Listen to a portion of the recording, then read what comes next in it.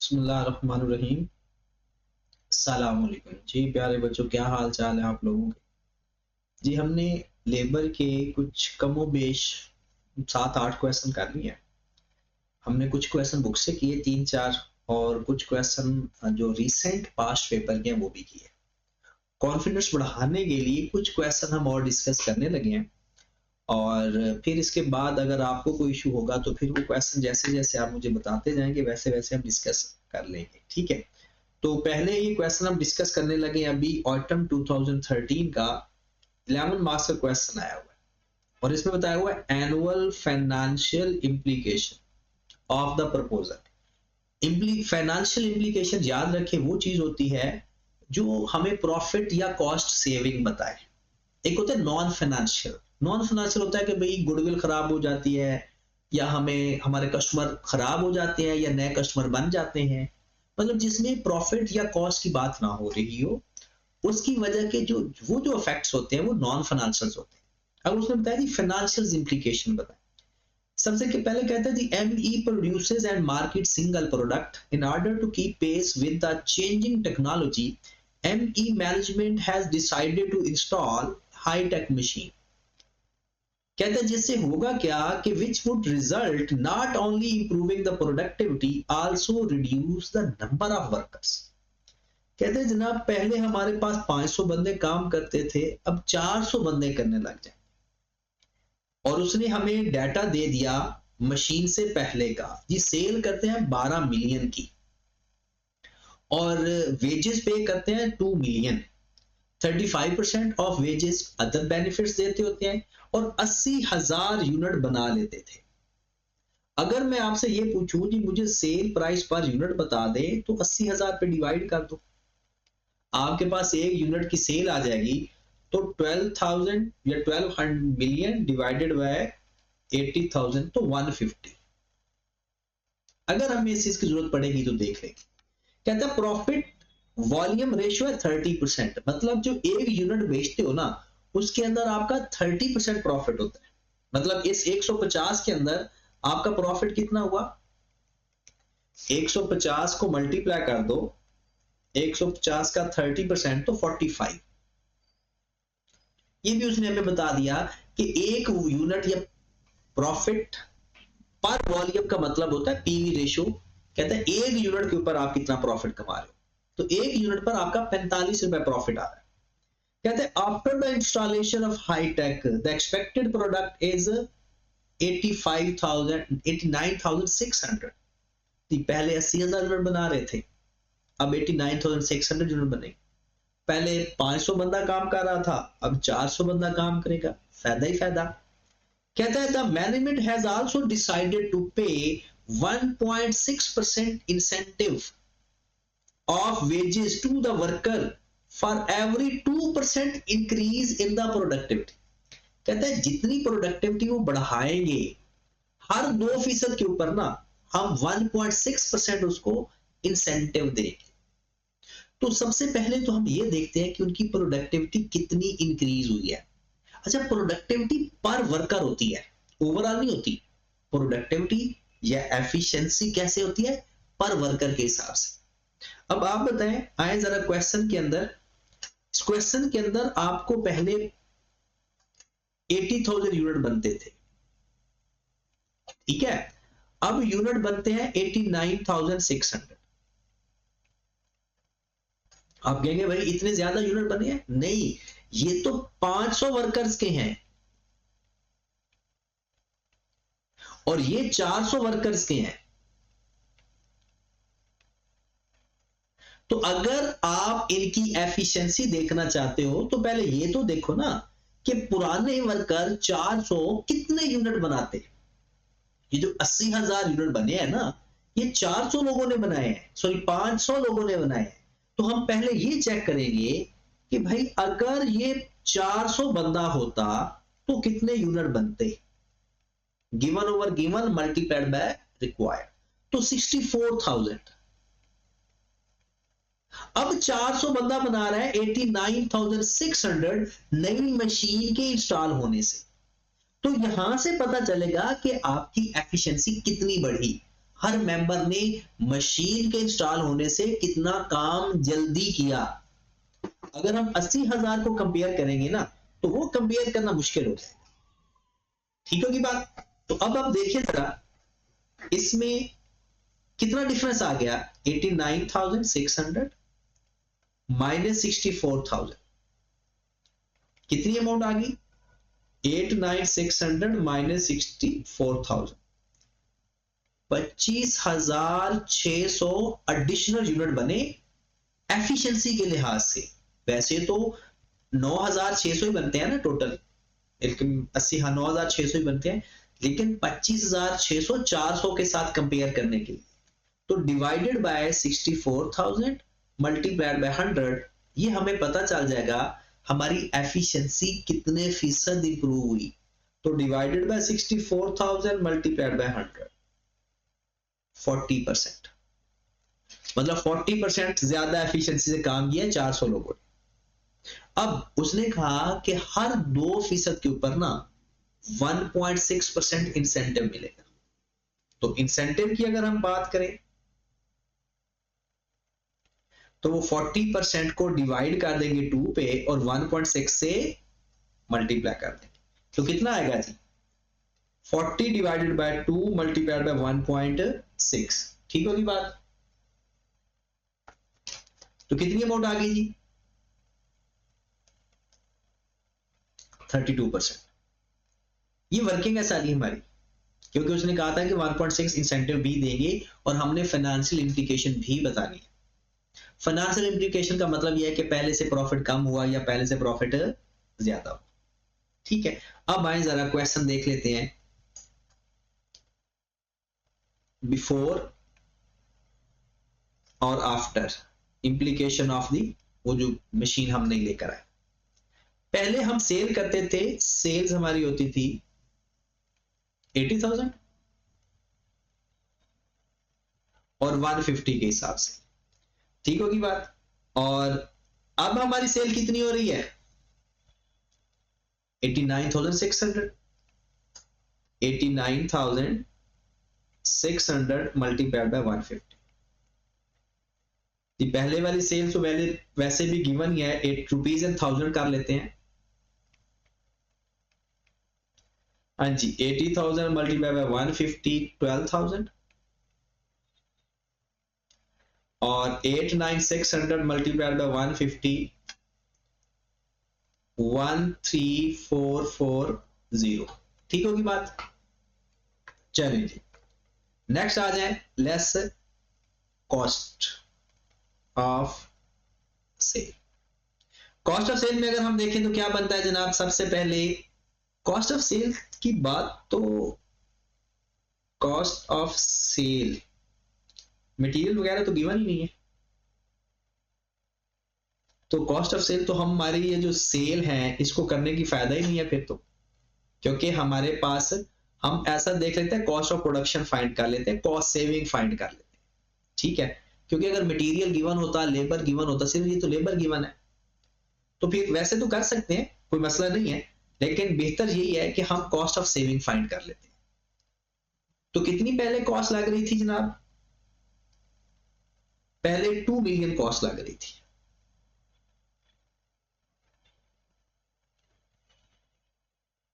$2 million,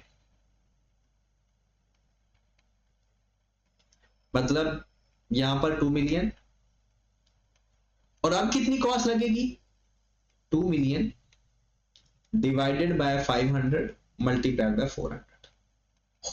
तो ऐसा ही होगा ना, पहले हमारी कॉस्ट कितने की पे कर रहे थे, 500 लोगों को पे कर रहे थे, अब कितने लोगों को पे करनी पड़ेगी, 400 लोगों को। तो 2 मिलियन को डिवाइड कर दें 500 पे, मल्टीप्लाई कर दें 400 से, तो 1600, और ये अमाउंट आ जाएगी 2000, क्योंकि रुपीज इन 1000 में कर दिया।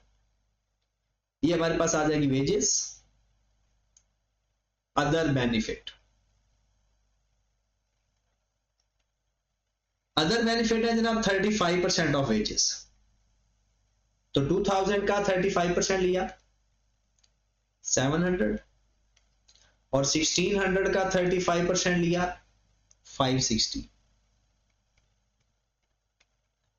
कितना है जनाब? 35% है ना, 560। डन। फिर उसके बाद हमारे पास नेक्स्ट क्या आ जाएगा जनाब? इंसेंटिव। इंसेंटिव कितना देंगे? इनको तो नहीं देंगे ना, जो पहले थे उनको तो इंसेंटिव नहीं देंगे ना।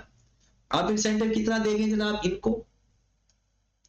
कहते हैं जनाब 1.6% ऑफ द वेजेस, तो जो कि बनना था 32%।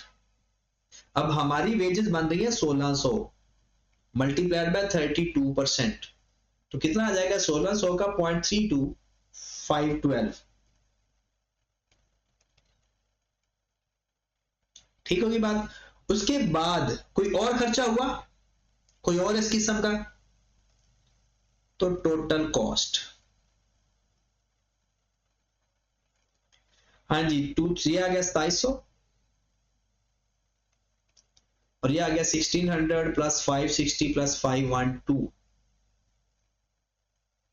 ये कितना आ गया जनाब? 1600 प्लस 560 प्लस 512, 2670। कॉस्ट सेविंग, जी मेरे भाई, कॉस्ट सेविंग कितनी आ गई? 2700 पहले लग रहा था, अब लगेगा 2672। 2700 माइनस 2672, 28,000। उसके बाद प्रॉफिट इंक्रीज। प्रॉफिट कितना इंक्रीज हुआ जनाब? आपने 150 की पहले सेल कर रहे थे, उसके ऊपर 45 रुपए का एक यूनिट के ऊपर प्रॉफिट आ रहा था।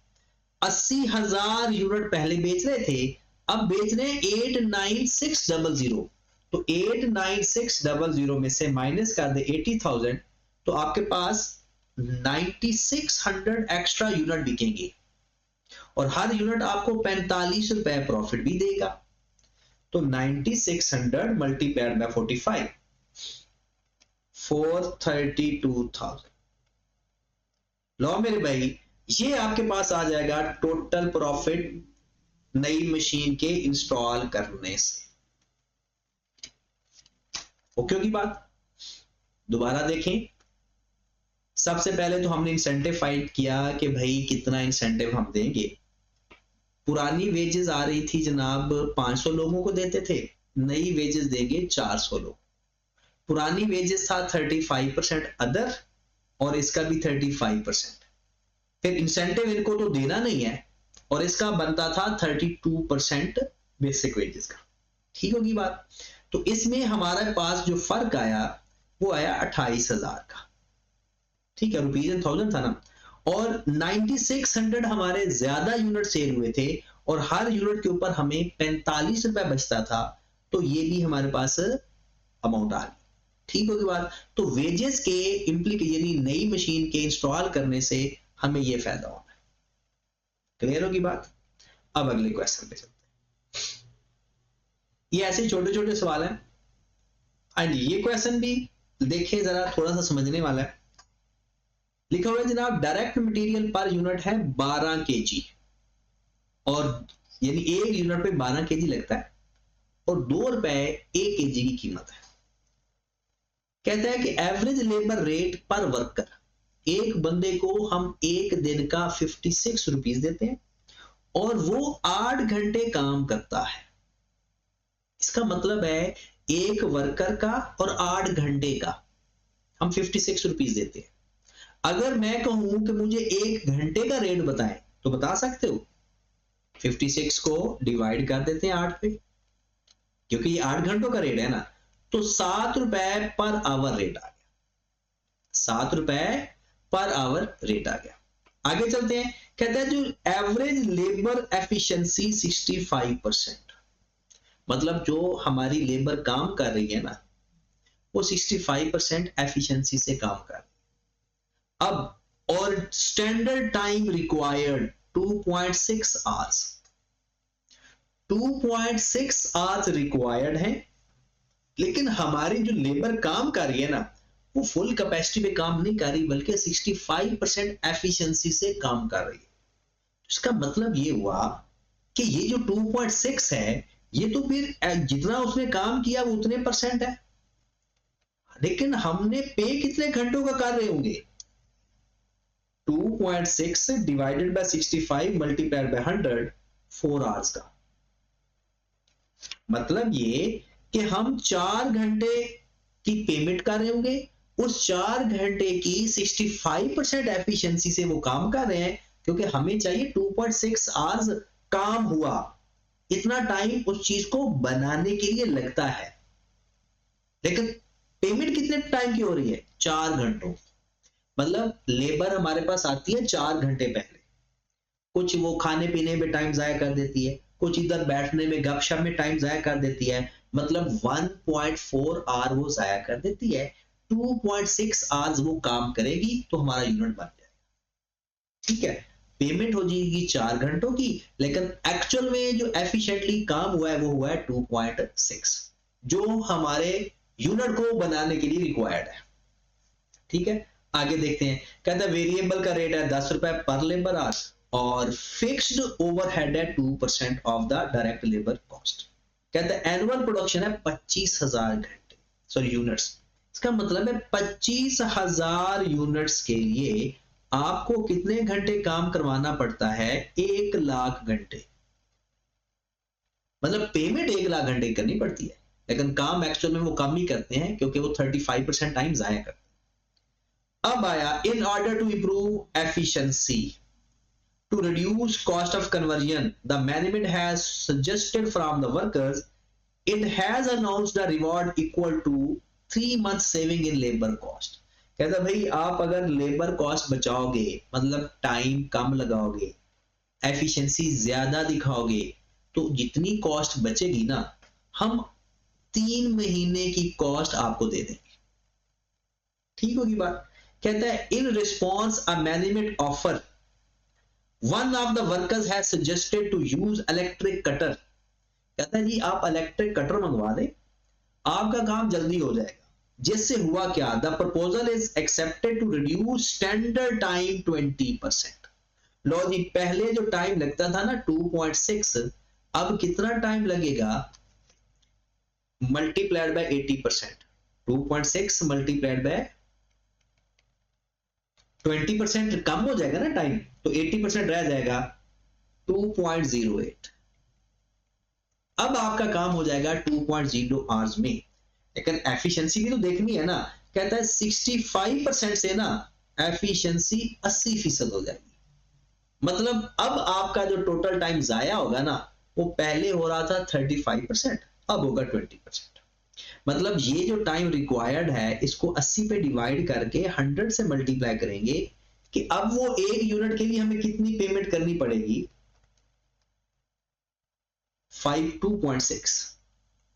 पहले 4 घंटों की पेमेंट करनी पड़ती थी, 2.6 इफेक्टिव काम हो जाता था। अब हमें 2.6 आवर्स की पेमेंट करनी पड़ेगी और इफेक्टिवली काम उसमें से 2.08 हो जाएगा। तो टोटल अगर मैं बताऊं तो 25,000 यूनिट बनाने के लिए अब कितना टाइम चाहिए होगा?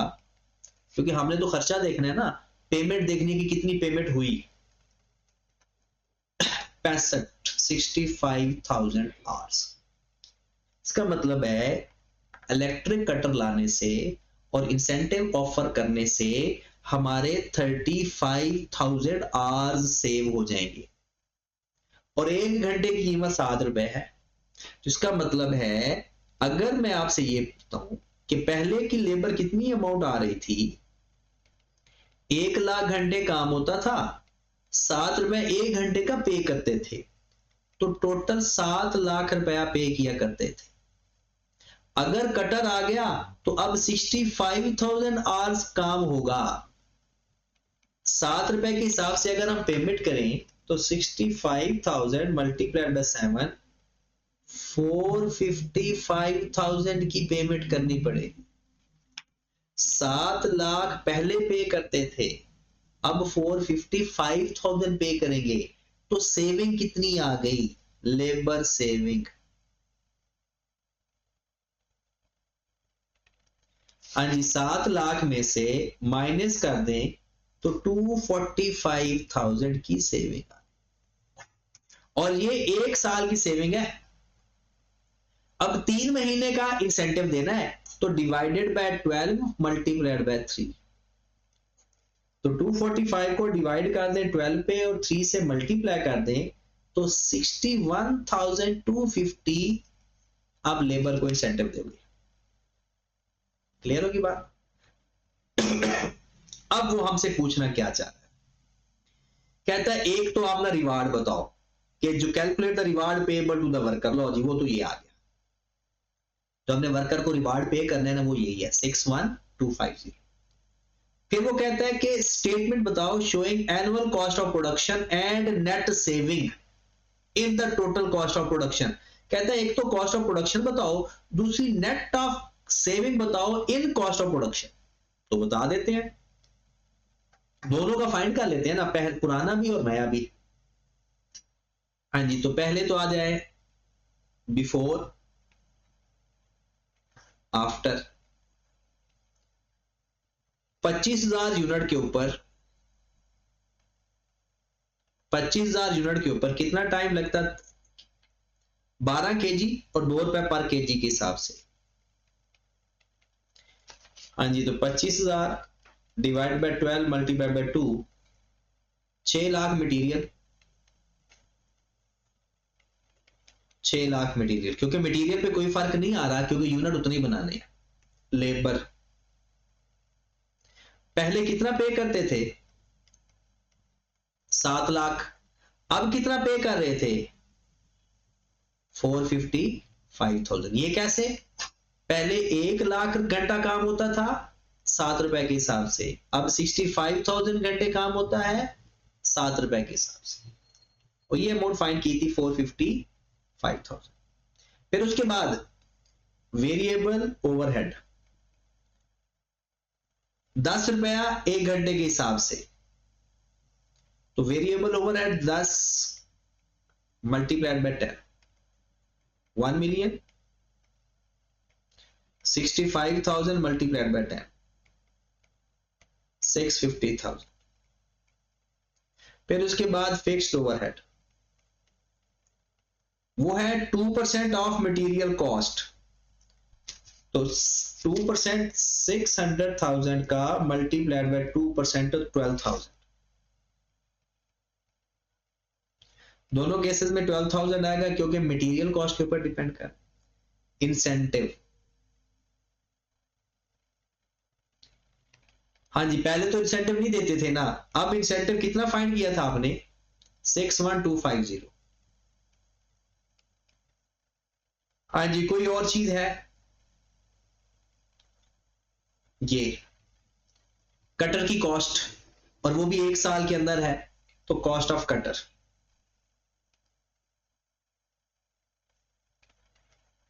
15,000। लो जी, ये हमारे पास आ जाएगी टोटल कॉस्ट। तो चेक करते हैं टोटल कॉस्ट सेव भी होती है या नहीं। 6 lakh plus 700,000 plus 1 million plus 12,000, ये हमारे पास आ गया 2312,000। यहां पर आ जाए जी 6 lakh plus 455,000 plus 650,000 plus 12,000 plus 61,250 plus 15,000, 1793250। लो जनाब, कॉस्ट सेविंग कितनी आ गई, 2312 में से ये माइनस कर दें तो 518750 की आपकी कॉस्ट सेविंग। और यही उसने कहा है कि जनाब एक तो एनुअल कॉस्ट ऑफ प्रोडक्शन बताएं और नेट सेविंग भी बताएं, total cost of production. Clear होगी बात? लो जी, नेक्स्ट क्वेश्चन पे आ जाए। ये छोटा सा क्वेश्चन है, अगर आप थक जाए ना तो थोड़ा सा ब्रेक करके फिर वापस आ जाना, ये नहीं कि ब्रेक करने के लिए जाए और वापस ही ना आए, ताकि मैं कहता हूं कि ये 3-4 क्वेश्चन हैं इसके, वो हम कर ले। मतलब ये क्वेश्चन रह गया, ये क्वेश्चन आसान है लेकिन क्योंकि डिफरेंट तरीके से गिवन होता है ना, एक दफा बंदा परेशान हो जाता है। ठीक है, और ये क्वेश्चन नंबर 11 आ गया। फिर उसके बाद ये 3 छोटे-छोटे क्वेश्चन है, तो मैं तो कहता हूँ कि ये आप नेक्स्ट लेक्चर में मैं आपको शेयर करता हूँ, ठीक है? ये 2 क्वेश्चन आप करके फिर अगले लेक्चर को सुनो, ठीक होगी बात?